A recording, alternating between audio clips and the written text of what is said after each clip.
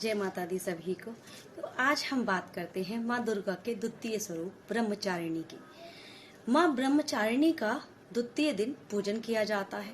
माँ ब्रह्मचारिणी का अर्थ है, ब्रह्म का अर्थ है तपस्या, चारिणी मतलब तप का आचरण करने वाली, तो तप का आचरण करने वाली को ही ब्रह्मचारिणी कहा जाता है।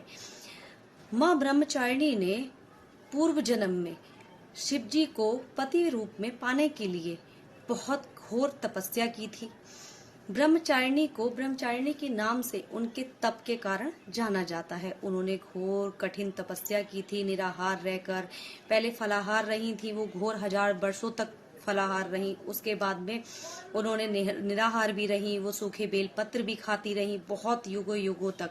लेकिन उसके बाद भी उनका तपस्या उनकी रुकी नहीं। वो निरंतर तपस्या करती रही, 1000 युगों वर्षों तक उनकी तपस्या चलती रही। उन्होंने बाद में सूखे बेल पत्र खाना भी छोड़ दिया था, उसके बाद भी वो तपस्या करती ही रही। हजारों युगों तक उन्होंने तपस्या की, 3000 वर्ष से भी अधिक उन्होंने तपस्या की। उसके बाद में ब्रह्मा जी, नारद मुनि ये सब प्रसन्न हुए उनसे। ब्रह्मा जी ने उनसे कहा कि देवी, आपने इतनी घोर कठिन तपस्या की है, ऐसी तपस्या आज तक किसी ने कभी नहीं की और ये आपसे ही है। आप सिखाती हैं कि हमें कोई भी कार्य करते हुए अपने संयम बनाए रखना चाहिए, अपने मन को विचलित कभी नहीं करना चाहिए।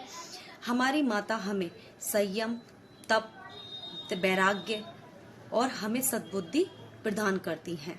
माता हमें सिखाती हैं कि हमें विपत्ति के समय में भी अपने मन को विचलित नहीं करना चाहिए। माता का यह स्वरूप भक्तों और सिद्धों को अनंत फल प्रदान करने वाला होता है। माँ सिद्धिदात्री के दाएं हाथ में जप की माला और बाएं हाथ में कमंडल होता है। माँ का स्वरूप बहुत ही दिव्य होता है और शांति स्वरूपा होती हैं, जिससे हमें बहुत ही शांति मिलती है। माता ने इतनी घोर तपस्या की, उनको घोर तपस्या करने के बाद में शिवजी चंद्रमौली रूप में प्राप्त हुए। उनका विवाह शिवजी चंद्रमौली रूप में शिवजी से उनका विवाह हुआ।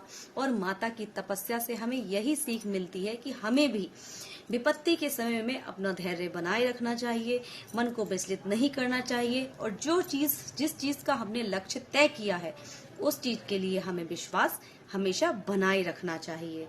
तो माँ ब्रह्मचारिणी की जय और दूसरे व्रत की हार्दिक शुभकामनाएं।